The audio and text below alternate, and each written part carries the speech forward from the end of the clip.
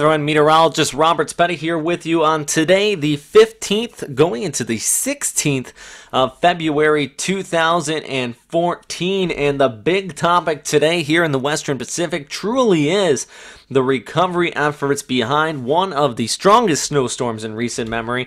And I know this sounds like deja vu because it really is. Last week we saw the strongest storm, 27 centimeters of total snowfall accumulations in the Tokyo metro area.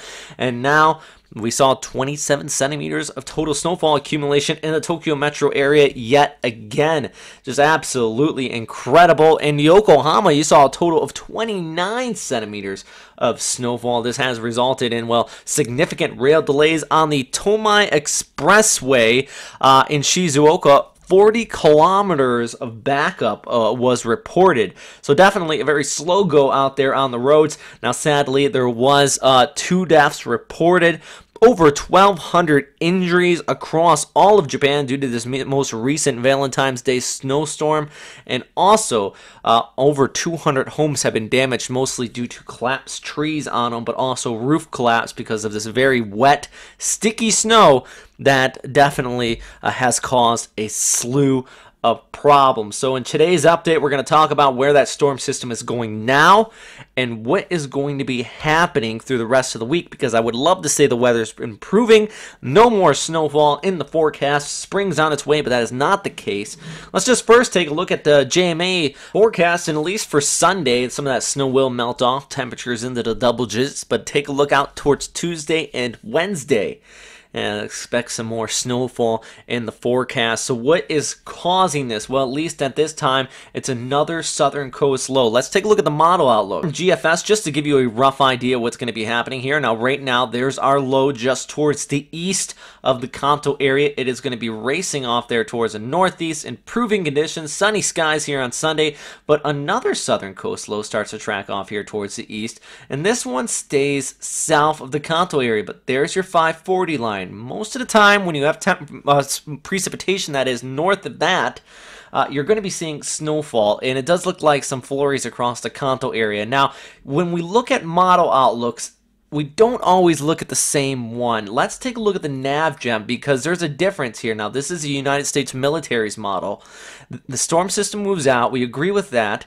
But look how farther north it originates, and let the 540 line right over Tokyo, a very deep low. This particular model, if it fell through, it would be another significant snow event. Now, that is one. Let's compare it up with the ECMWF. Another model we look at, showing our storm system moving off there towards the northeast and coming in behind it, another southern coast low. So all three of them do agree that there's going to be a southern coast low. GFF and ECMWF keep it farther towards the south. NavGem slams Japan. The key thing I want to remind you is that this is likely going to change a few times going through the next several days. As we've seen with the last 2 storms, snow forecasting is absolutely tough and difficult.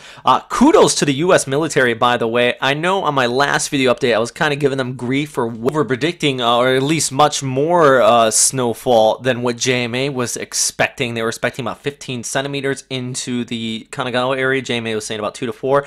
In the end, up to about 29 centimeters fell in Yokohama, so yes, the U.S. military was much more correct. I do want to point that out. I know I give people grief for being wrong, but I always say kudos for being right, and I was wrong in that situation. But that does show how hard snow forecasting is, especially with these southern coast lows, because the key thing you have to keep in mind with this one, it drifted a little bit, well, just right along the coastline, and it pulled in a little bit more cold air than expected. So what we had was that freezing line drift a little bit farther towards the south. We get more snowfall. What I was anticipating was that it would stay about 100 kilometers farther towards the north, right on the Kanto area, and that's the difference, literally right there. And then most of that precipitation that fell would have been in the form of rain, thus less overall snow accumulation. So lessons learned out of it, and let's look at the next one because that is developing out here out of eastern China, really forming right near Shanghai, and that's the key thing to keep in mind as well. This is what we call Shanghai lows, or the southern coast lows, and if it does develop and takes a very similar track as the last 2, we could be looking at just absolutely mind-boggling, but another snow event for the Pacific coastline of Japan by midweek. At this time, once again, I would like to say I don't think it's going to be as intense as the last two, but I put my foot in my mouth in the last two. So, yeah, let's stand by, and we are going to continue to monitor this. I think over the next 48 hours, we'll get a better handle on it. But the big thing is expect more flurries. At this time, though, the snow is still melting, so you want to be careful, safe out there on the roads. Would highly recommend not traveling by car. If you can, use the train system. If you don't need to travel, just try to stay in for Sunday. Call it a day and relax it off and waiting for some of this snowfall to melt if you're in the Kanto Plain. As far as the rest of the Western Pacific, China's staying relatively cool today. We are going to see some snow showers develop along that boundary that will be bringing that precipitation to Japan by midweek. That's going to be happening through your Sunday. See some of that snowfall right in there. As far as the tropics, things are quiet down here, everybody. We are looking at one little area here, possibly southwest of Guam next week.